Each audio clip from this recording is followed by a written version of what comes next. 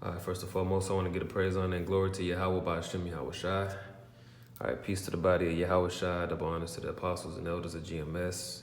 The name of this lesson is Revelation 20 and 4 and capital punishment. All right, and pretty much only got one precept that's going to center around this lesson. It's going to be based on Revelation, the 20th chapter, verse 4. All right, and I was what led me to here is I was inspired. I was reading the study Bible and I saw in Philippians, the second chapter, it had an image of how like the bones look when during the crucifixion or whatnot, and it made me want to look into the history of crucifixion. When did it start? Where did it begin? Just the history of it. And I ended up, which I'm still probably, Lord willing, gonna do a lesson going into that. But I ended up coming into the guillotine, and I ended up thinking about Revelation 20 and 4. And, this has just been holding my attention all day, so I'm finally able to get to it. And I'm just going to go into a couple things that I got written out, and I got some articles printed out, and Lord willing to be edifying to the elect, because, we're coming into the times where, the prophecies, everything is speaking, like the Lord said that, though it seemed like it may tarry, but in the end it shall speak. And one of the things that are prophesied is, the martyrs of Yahweh Shai, those that, stood stiffly, for the name, for the testimony, right? All right, so where I'm gonna start, let's see. All right, let's start at, let's get the definition of capital punishment, all right? So capital punishment is legally authorized killing of someone as punishment for a crime. All right, so one of the key words that I want to highlight is legally authorized. And we know that Esau, the way to hit, part of his methods is he puts things on paper. He puts them in law first, right? He writes them out first. Let me just get a couple precepts. All right, this is Isaiah chapter 10. Verse 1, it says, "Woe unto them that decree unrighteous decrees, and that write grievousness which they have prescribed." All right, and you got prescribed, written before. All right, and this is what Esau does. He writes these unrighteous decrees beforehand, and then he enforces them and says, "Hey," well, he uses his part of his sword, which is his military, his policemen, all right, his propaganda, and he said, and they just go back and say, "Hey, it's the law. Hey, it's the rules. Hey, I'm just doing my job. I'm just enforcing the law," right? And then let me get Psalms 94. Psalms 94, verse 20. Okay. Psalms 94, verse 20, it says, "Shall the throne of iniquity have fellowship with thee, which frameth mischief by law?" And that's what he does. He frames mischief by these unrighteous laws, and then had a nerve to put his hand on the Bible and swear, All right, so that word frameth is Yaltazar, which means to form, to fashion of creation. Okay, and that word mischief, I want to get that, mischief, which is Aimal, which means trouble, toil, trouble, misery, mischief, sorrow, grievousness, perverseness.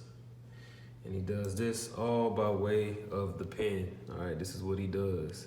And you see Joe Biden done placed his signature on all kind of executive orders. He only, not even 90 days in yet, and got all kind of shit signed into law. So let's keep going. All right, so capital punishment, legally authorized killing of someone as punishment for a crime. All right, so when you go into the words and you break them down based on the etymology, you got capital, which is from the Latin capitalis, from caput, which means head. Okay, and then you got punish, which means to inflict a penalty, cause pain for offense. So what capital punishment means is death by beheading. All right, so All right, when you go to Revelation, the 20th chapter, verse 4, it says, "And I saw thrones, and they sat upon them, and judgment was given unto them." All right, and this is going into, the elect men, the 144,000. All right, because you get the precept, Matthew 19 and 28. The Lord told, I think it was Peter. All right, Peter asked, we forsaken everything to follow you. What will we get? And he told him that in the regeneration they should sit upon thrones, judging the tribes of Israel, but not only judging Israel, but judging the whole earth. All right, and also in Luke the 22nd chapter, verse 30 is a precept on that too. He said, "You did have in what do you say? Luke 22 and 30, that ye may eat and drink at my table." Salaki started 29, "And I appoint unto you a kingdom." Salaki, let me start at 28. Forgive me. Luke 22:28, "Ye are they which have continued with me in my temptations, and I appoint unto you a kingdom, as my Father have appointed unto me, that ye may eat and drink at my table in my kingdom, and sit on thrones judging the 12 tribes of Israel." All right, so Revelation 20:4, "And I saw thrones, and they sat upon them, and judgment was given unto them." All right, 1 Corinthians the 6th chapter goes into, do you not know that the saints shall judge the world? All right, "And I saw the souls of them that were beheaded for the witness of Yahushua and for the word of the Most High, and which had not worshipped the beast, neither his image, neither had received his mark upon their foreheads or in their hands." And I'm going to stop there. I don't want to harp in on beheaded. Like he said, I saw thrones. So like I'm reading it from the book, but this is what it looked like. "And I saw thrones, and they sat upon them, and judgment was given unto them. And I saw the souls of them that were beheaded." So we just got how capital punishment means death by beheading. All right, so let's get this article real quick. All right, beheading is a mode of executing, and this is from Britannica, which is a pretty good source I like to use. All right, beheading, a mode of executing capital punishment by which the head is severed from the body. So this is what Apostle John, right, 2,000 years ago in the Isle of Patmos at his old age, all right, he saw this. This is a vision that he saw. All right, he saw into the future. He saw what is now. All right, we're in that time. All right, beheading, a mode of executing capital punishment by which the head is severed from the body. And check this out. It says the ancient Greeks and Romans regarded it as a most honorable form of death. All right, the key word there, or the key words, is the ancient Greeks and Romans. All right, and we're under these same people, these Greeks, these Romans, all right, which are the Edomites. All right, 2nd Ezra 6, "For Esau is the end of the world." Regarded it as the most honorable form of death. All right, before execution, the criminal was tied to a stake and whipped with rods. In early times, it was an axe, but later a sword. Okay, a sword. And we're in the captivity of the one whose blessing is the sword. It says, which was considered a more honorable instrument of death, was used for. Salakia. But later a sword, which was considered a more honorable instrument of death, was used for Roman citizens. All right, and we're in Rome all over again. All right, let's see if there's anything else. All right, so something else I want to bring out.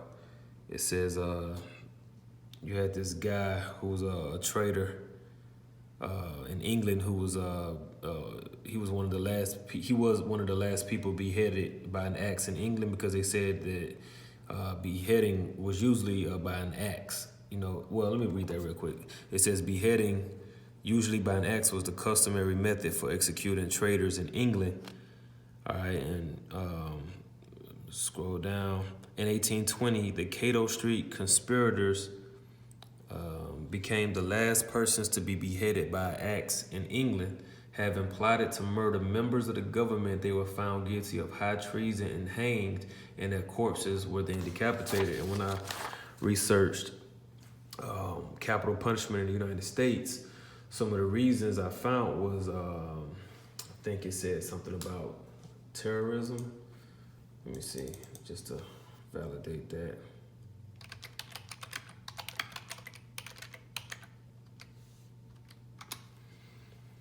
Because right here, it said that, I think it said treason. What is that? they were found guilty of high treason, right? And hanged, and their corpses were then decapitated. So treason, I think that's one of them here in the United States. Yeah, so according to Wikipedia, capital punishment is a legal penalty under the United States federal government criminal justice system. It can be imposed for treason. Okay, treason, all right? Because technically what the prophets of Yahweh Shem Shah doing is considered treason. All right? You basically prophesying and speaking against the authority that's in place. All right? You basically committing treason. All right, look that up. Espionage, murder, large-scale drug trafficking, or attempted murder of a witness. And but on the flip side, this is what they're gonna be committed to this, right? Because they're trying to commit murder of us being the witnesses, right? When you go back to what's that? Was it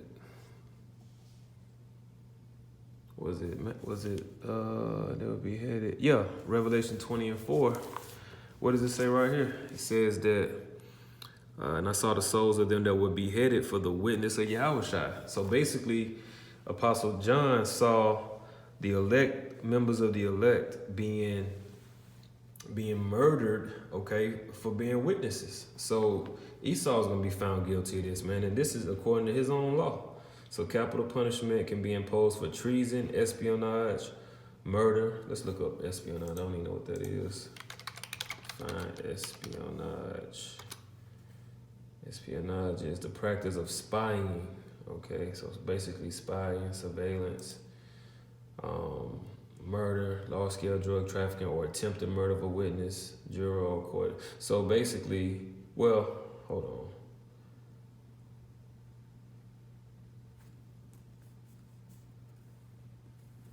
Yeah, so, yeah, treason. So that's the main point. And Salakia, man, I know I'm all over the place. I'm kind of doing this on the fly.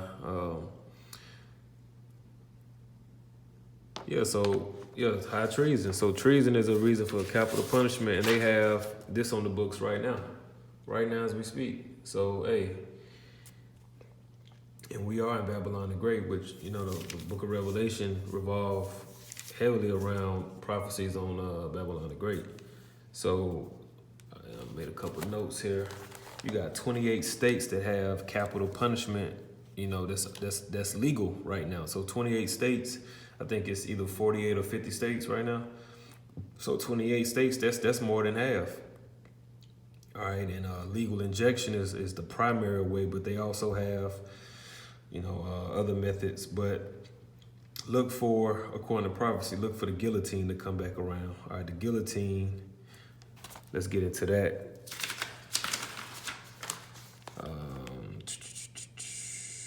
Guillotine, it's a note I wrote from French guillotine, named after French physician Joseph Guillotine. I know I'm not saying it in the French accent, but he proposed that capital punishment be done by beheading quickly and clearly on the machine. So let's go to history.com. These are 8 things you may not know about the guillotine. Its origins date back to the Middle Ages. The name guillotine dates to the 1790s and the French Revolution, but similar execution machines have already been in existence for centuries. A beheading device called the plank was used in Germany and Flanders during the Middle Ages, and the English had a sliding axe known as the Halifax gibbet, which may have been looping off heads all the way back to antiquity. It was originally developed as a more humane method of execution. We got that point. All right, goes back to Joseph Guillotine. All right, he argued that decapitation by a lightning-quick machine would be more humane and egalitarian than sword and axe beheadings, which were often botched. Yeah, because you'll get hit. They hit you one time with the axe and you don't die. Next thing you know, it's inhumane. It's you know what I'm saying? You getting chopped and shit. Niggas missing your whole neck, then hit you in the back with it, you know. Guillotine executions were major spectator events, just like hanging. That which is then is now. So just like how hangings, you know, when they would hang a nigga up, that would bring out the crowds. Guillotine executions were major spectator events.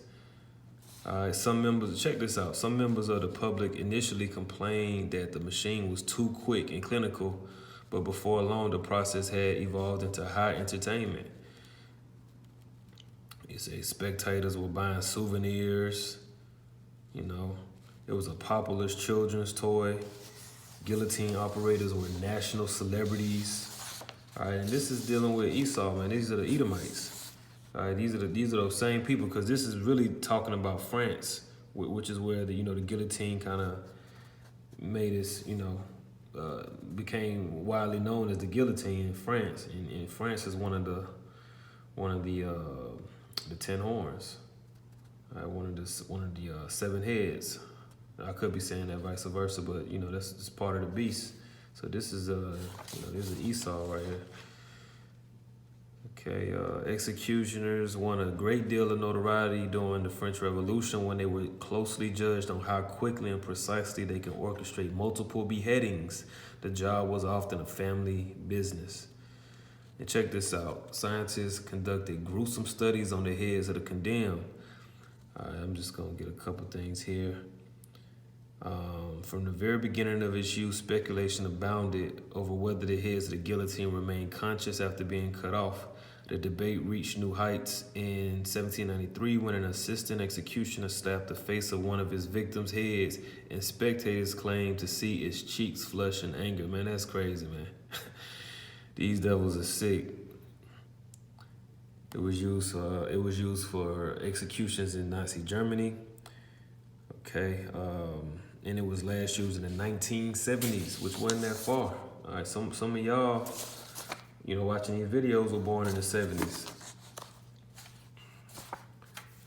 Shit, that's only 50 years ago. So, let's see. I think I made the point. Let's just check the notes, see if there's anything here. Revelation 20:4, the thrones represent the administration of the Messianic kingdom, in which you have people in the land of Israel now claiming to be the Israelites, pretty much. They calling themselves Jews, right?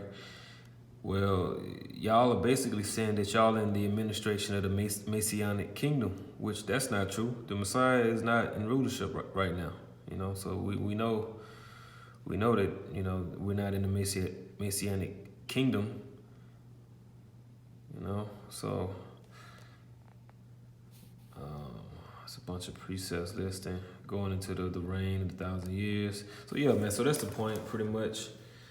Just be on the lookout for the guillotine to come back around, and because the United States pretty much is in a national emergency, so laws are different, under the state of emergency. So, that's why Revelation 13 and the 15. Matter of fact, let's go there real quick. It's going to get very draconian out here. All right, Revelations 13:11. And I beheld another beast coming up out of the earth, and he had 2 horns like a lamb, and he spake as a dragon. All right, 2 horns like a lamb, and he spake as a dragon, because, this beast is saying things such as, we're doing things for the safety of others. Like you had that devil Kamala Harris talk about, this is literally about saving lives. This is all about saving lives. Those are speaking as a lamb, all right, or appearing as a lamb, but speaking as a dragon, because what they're doing is they're taking away more and more liberties. All right, they're infringing more upon your rights. All right, and they're gonna really start clamping down, more and more as we move forward. Now, jumping forward to the 15th verse, it says, and he had power to give life unto the image, that the image of the beast should both speak and cause that as many as would not worship the image of the beast should be killed. So that lines back up to Revelation 20:4. All right, because you had those martyrs which would not worship the image of the beast, and they were eventually killed. Okay? And some of them are going to be beheaded. All right, so this is where we at. This is where we're going. All right, Lord willing, that was edifying to the point. I know I kind of drug it out after I made the point, but sometimes it be like that, man. Lord willing, it was edifying. All praise to Yahweh Shem Yahushua. Shalom.